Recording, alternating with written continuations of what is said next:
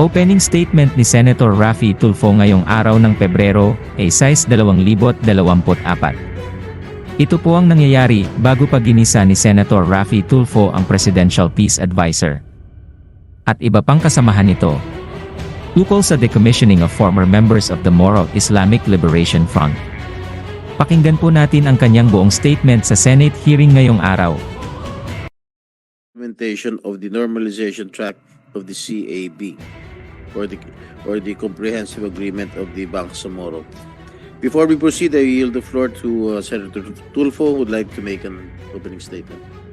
Senator Tulfo. Thank you, Mr. Chair. Good morning, Mr. Chair, Senator Jingo Estrada, and good morning to all distinguished guests and resource persons. Tuwing linggo po sa misa, ang batian po natin sa isa't isa, kung kayo po'y Katoliko, ay peace be with you. Ito po ay napakahalagang bahagi ng misa kung saan ang sambayanan ay nanyayahan ng pari na magbigay ng kapayapaan sa isa't isa. And that is what we are here to do now. Peace be with you. Peace be with you. Lahat po tayo gusto ng kapayapaan sa buhay. And of course, it follows that nobody wants to be in conflict. Nobody wants to take arms against his fellow Filipino. Rebels were not born for that purpose, but they are born in an environment where they were slowly drawn into such way of life.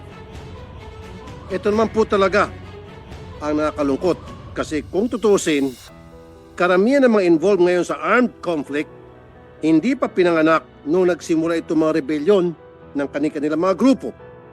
At ang karamihan na nagsimula, ang nagpasimuno ng mga alita na ito ay nagsimatayan na mayapa na, in short. Samantala mga sumunod na henerasyon, tuloy pa din ang pagdigma sa isa't isa at malayo sa kapayapaan. Ang papapatuloy ng armed conflict po natin ay parang alitan sa mga pamilya na hindi na nila alam bakit ito nagsimula. Pero nadagdagan ang alitan. Hindi po ito natatapos dahil minsan bit-bit po ng magkabilang panig ang hinanakit ng nakaraan. And that is what the present House concurrent resolutions on the granting of amnesty is all about. To forgive and to heal past wounds. Forgiveness is the first step to lasting peace. And I'm all for this. I'm in support of the peace process. I'm in support for healing our country. Amnesty will give a fresh start for our dear rebels. And you know what? This is not just our rebels, but for the nation also. It allows our nation to be peace from within. This amnesty will definitely benefit everyone. But as it with everything that we do here, it will be a good idea if it is implemented properly. And I have some concerns. Again, I have some concerns that I hope we could address today regarding our amnesty program. First, the proper selection of the grantees of the amnesty must be clear and purposeful. The intent of the law should be reflected in the selection process.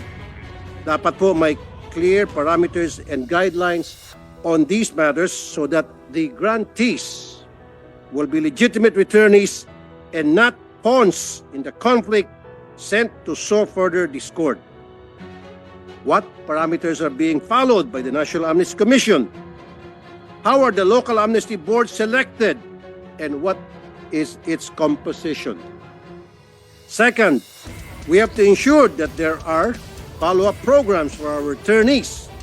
Last year, the Office of the Presidential Advisor on Peace, Reconciliation, and Unity, or OPAP-RU, was granted a substantial budget of 7 billion pesos, which is a jump from the average 1.9 billion pesos in budget it used to have.